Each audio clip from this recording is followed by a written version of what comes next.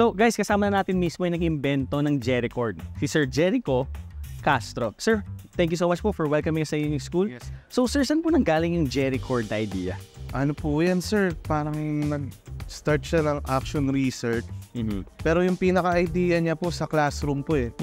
Parang nakaupo lang po ako na gusto ko na may output yung mga bata na tumutugtog. Kasi yung una po, pag nagtatanong ako yung mga bata, may gitara po ako sa bahay. Tapos nahihirapan po sila yung mga mag-bar, mag-memorize ng chords. So sabi ko, paano kaya to? Minsan nga po, isang section sila, may nagdala ng gitara, 10. Pero hindi rin po namin nagamit dahil hirap silang mapatunog. Sabi ko, ano kayong pwedeng magawa? Tapos hanggang sa una po, out of recycled materials, isang bata, isang chord. So yun, doon na po nag-start. Kaya naging part na po siya ng action research. Sir, ngayon, 3-string siya. Tapos, paano siya, sir, ginagamit? Same lang din ba siya doon sa conventional na guitar? Or parang meron siyang special na kailangan pang mas matutunan para mas magamit siya? Opo. Kasi po, sa grade 4 po, naalala ko, yung tinuturo na po yung C, D, E, F, G, A, B, C, Do, Re, Mi, Fa, Sol, La, Ti, Do. So, pag na-memorize ng bata yon, okay na po. Tapos, pag tutugtog na po sila sa gitara, i-memorize pa po nila yung fret, di ba? Tapos, lalo pa pag nag-F na yan, nahihirapan na po yung bata. Ang next namang gagawin, paano niya ilalapat yung daliri niya doon sa fretboard. So, yun. Nasagot na po, pangalawa. May ilalapat na ng bata kasi 3 lang.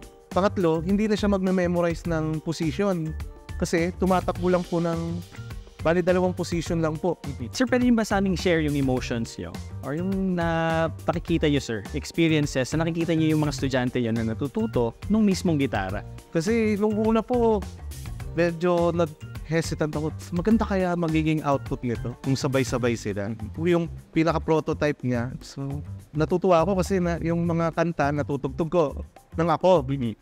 May transfer ko ba siya pag nagklase na? So ayun po, hanggang sa natuwa na ako, nagpasukan na face to face. Po, narinig ko na yung mga bata na may output ng within 1 hour, magturo ako ng 4 chords, tapos may kakanta. Kung hanggang nila, sir. Opo.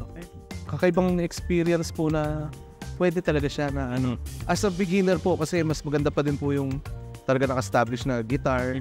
Yung bata alam niya na yung pag magkatabing fret, half step. So pag nag-guitar na siya, maintindihan niya na po na yung proseso ng mga notes. Pwede naman na-adapt, sir, yung mas mahirap na, yung mas conventional na gitara. So guys, ngayon, tatry na natin gamitin yung mismong Jericord na inimbento ni Sir Jericho. Tara! Ito na. Sisimple na tayo kay Sir Jericho ng kaunting music lesson. Hindi ko alam papasa kaya ang estudyante niya? Alright guys, ito yung Jericord, yung invention ni Sir Jericho. So it is a 3-string na guitar. So yung conventional guitars, diba, mga 6-string siya. So ganito na siya kaliit. Tapos, kung maririnig nyo, yung sound na pinoproduce niya, halos kagaya din ng conventional na guitar. So natuturuan ako ngayon ni Sir Jericho kung paano siya gagamitin. So open lang po. Okay. Says C, D, E, F, G, A, B, C.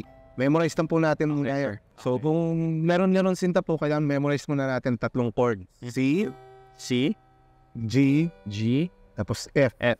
Okay. Meron, down lang po. Sita, buko ng papaya, dala-dala'y gusto, sisidla ng bunga, pagdating sa dulo, nabali ang sanga, tapos sa palaran, humanap ng iba. Kayo ba, sir, mismo yung nag-create ng patent nito? Kayo mismo, sir, yung mo? So from scratch talaga, sir, kayo? Opo. Paano niyo siya ginawa yung ano na yun? Yung mga sirang gitara, nag-post po sa Facebook na sino pong may sirang gitara. Dahil nga, po yun, nagdi-DIY lang po ako. Tapos paano ko kaya ito papabalikuin tong kahoy para maging iba siya sa bandurya, sa gitara. May nagbigay ng gitarang sira. Lawanit po yung klase ng plywood niya. Tapos yun yung first yun na... Tapos nararamdaman ko po na babibrate din yung tunog niya. Sabi ko pwede nilagay dito sa iba, itaas yung... Ito yung purpose na po. Okay. Pwede na idikit doon ng masking tape. Para mas madali nilang masundan. Opo. Okay. Pero kung kunyari solo lang, kunyari ako, magiging effective siya kung ang pinag-aaralan na yung mga basic chords. Opo. Chords. Ano naman, sir, masasabi nyo? Siyempre, nung exchange nyo ng emails ng DOST, nagulat kayo na, bibigyan na agad ako ng funding. Plus, siyempre, yung process before going to the funding. Nakakatuwa nga po dahil kakaiba feeling na ang laki nitong halaga na to. So hanap ako ng luthier. Tapos mabuti po magaling din yung luthier, taga Pampanga.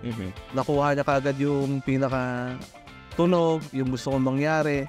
Napaka laking tulong sa mga inventor na maliliit para makilala yung gawa nila. Saka yung suporta na may mga kapwa tayo Pilipino na may idea na ganito, bakit di natin tulungan na yan. Ang galing nung process na pinagdaanan nyo, sir. And I think yun nga, yung funding na nakuha nyo sa DOST is really a big help. Kala nyo ha? Mukhang pumasa naman tayo sa first attempt natin ang pagtugtog ng J-Record. At hindi naman pwede na ako lang ang matuto. Kaya naman, ibinahagi rin ni Sir Jericho ang kanyang talento at instrumento sa isa nating wisher na matagal ng pangarap na makatugtog ng isang musical instrument.